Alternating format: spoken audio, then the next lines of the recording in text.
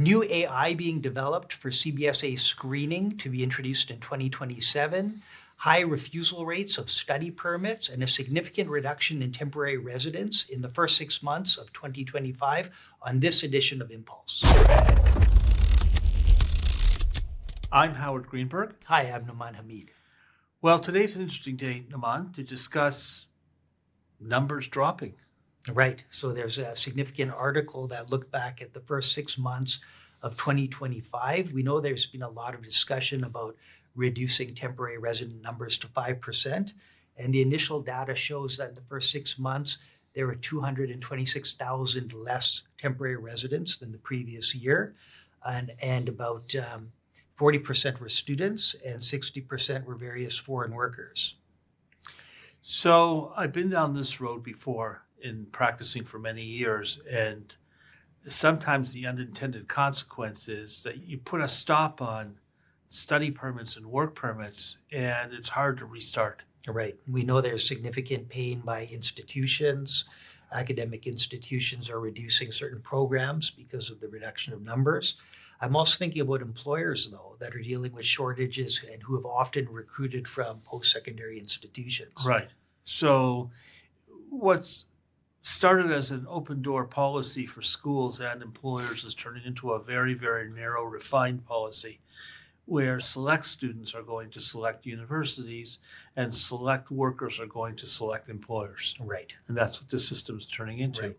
So your strategy, I would think, in talking to clients is how to make yourself a select worker or a select student. How do you fine-tune your presentation so you fit in what Canada wants? Right. And I think you have to anticipate then what's the transition to keep that potential worker in terms of, do you need an LMIA? Getting permanent residence is more difficult, so more planning there.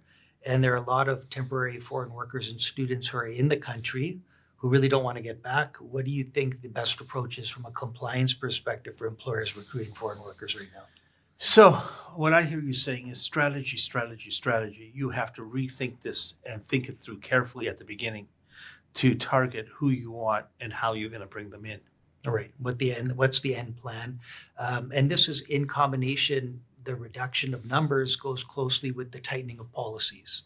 Right. So we've seen, in our practice, the intercompany transfer, a number of new measures, anything from reduction of remote work arrangements, tighter review of specialized knowledge for those workers who have 2 years or less, Right. and additional scrutiny even in terms of demonstrating the specialized knowledge. And if you're not looking at ICTs, then you're looking at LMIAs, where there's a concern about whether or not Canadians can take those jobs. Right.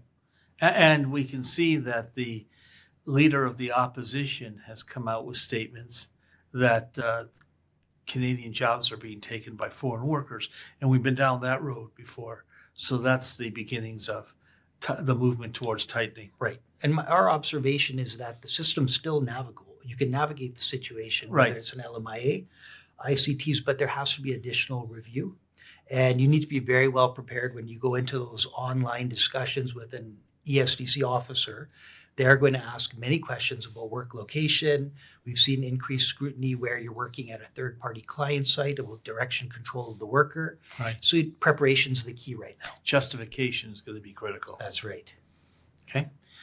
Let's move to the second topic we thought was interesting in the media, and that is the use of software to determine who gets sent to secondary and who doesn't when you enter Canada. Correct. There was a release that 5 years of data has been collated from entry information coming into Canada. And using AI, IRCC, CBSA has come up with a strategy that we'll learn more about in 2027, where they'll be able to predict who should go to secondary. And I guess it begs the question, what factors are they looking at in making that decision? This is timely because I've spoken to another number of prospective clients who have indicated to me that they have had criminal charges and criminal convictions in the past, but they haven't had any trouble entering Canada. Why do they now need a temporary resident permit or some special dispensation when no one has ever mentioned it to them before?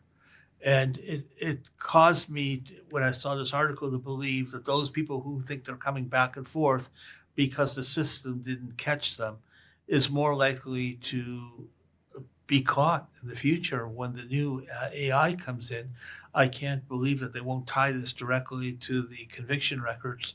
And then whatever you told them upon entry comes back to haunt you when you came in saying, I don't have any criminal issues, and they're looking at the computer screen because the AI picked you off. Right.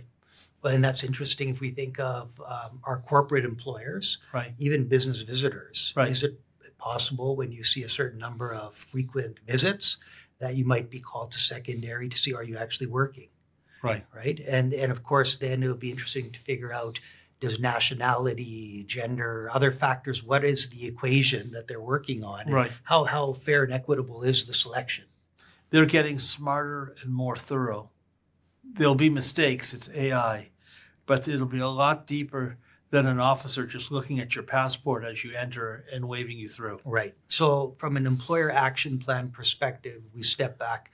We know that tougher to find talent in Canada, foreign Right. talent. We know that there are foreign students that desperately want to work. Your integrity and your review process has to be tight.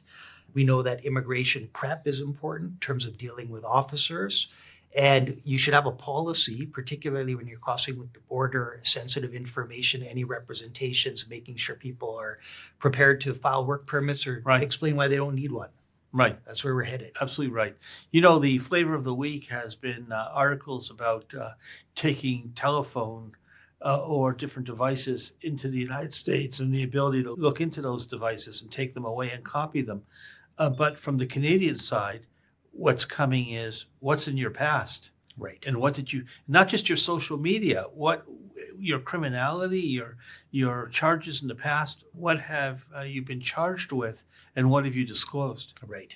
And the interesting thing about Canadian law is that misrepresentations are both commissions, what you say, and omissions, what you keep. You know, it's the secret is not being found out without you being involved.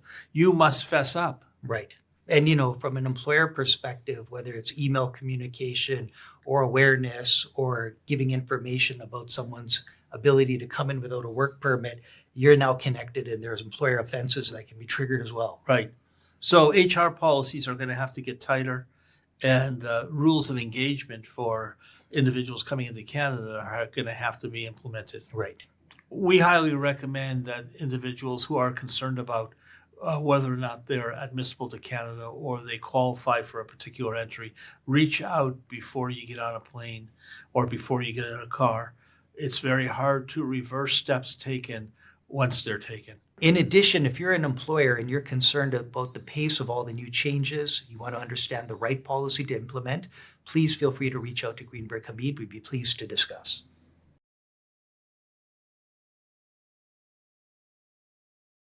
In temporary residence, a significant reduction. Don't distract. Yeah, don't distract. Oh, yours are on you, and how come mine's in the middle? Yeah, it's you, that's us, that's me. Where's me? Me, middle. Well, then I should be looking over here. Yeah. But he said, look over here.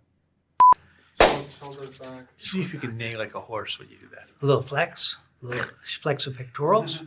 Okay. Is